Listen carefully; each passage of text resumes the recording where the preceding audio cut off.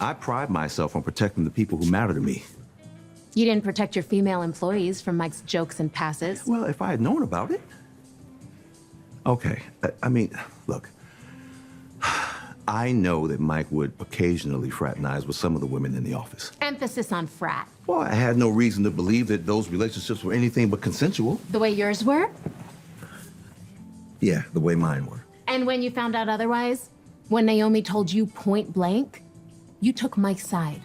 You fought those victims tooth and nail. So much for protection. Allegations are one thing, facts are another. And when the facts were made clear to me, I rehired those women, and I fired Mike's sorry ass. Because you were afraid of losing the lawsuit. You are way off base. Am I? Look, even if I messed up with my employees, you were my wife. A wife you cheated on. Caroline lied to my face. Women flirted and dropped hints in front of me I would have been a fool not to pick up on. Everyone knew you had their backs, not mine. So no, Bill, I did not feel protected by you. More like hung out to dry. I'm guessing your parents haven't mentioned the hospital board meeting the other day? No, but I could probably fill in the blanks. Utter panic, am I right? You are. Our trusted chief of staff arrested for stealing plasma from the hospital, putting our patient's health at risk, not to mention the hospital's blood supply. And who knows what else she might have done. My laptop got hacked a few weeks ago, and Leah is the one who told me not to file a police report. Now I'm wondering if she was just trying to cover her tracks. The whole thing is a PR nightmare. The sooner we can get a replacement, the better. I'm assuming that you are trying to find somebody outside of Garland who isn't tainted by their association with Leah? That was suggested. Well, if you need a suggestion, just give me a little bit of time to think about it. I think the best option is to promote from within. You know, someone that everyone knows and has their trust.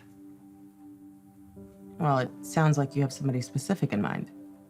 I told the board you would make an excellent chief of staff. Are you out of your mind?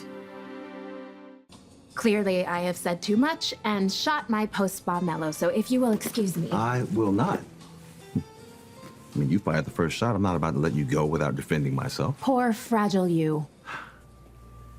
When it comes to my ability and my desire to take care of those I love, yes, I am very sensitive about those things, Dani. I freely admit that. Apologies for the psychological wounds. Now, if you'll excuse me. And you brought up Caroline. And yes, she may have covered for me on occasion, but she was not disrespecting you. Far from it. She was just trying to save me from making a mess of my life and to protect your feelings and our marriage.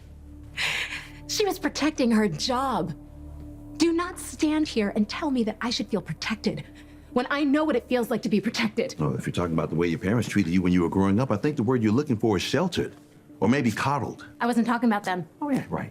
Your boy toy husband. Pamela. I told you the stories about all the things that happened to my model friends. I was 17, wide-eyed, naive when I entered this business. And thank God I lucked into having Pamela as an agent. She looked out for me. She never let me go to a meeting where she didn't trust a photographer or a designer, and if anyone ever crossed a line, she said we were done. That it was their loss.